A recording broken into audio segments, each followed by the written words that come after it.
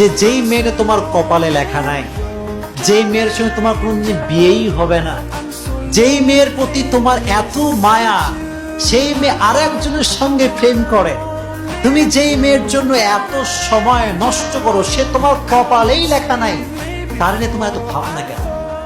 হ্যাঁ, তার নিয়ে তোমার এত কল্পনা কেন? সারাটা দিন মোবাইলে তার ছবি দেখো। কিরে ক্যা হুয়া? একেই ভালোবাসি, এরেই লাগবে, এর ছাড়া কাউরে বিয়ে করতেই পারো না। এরকম যুবক আছে না নাই?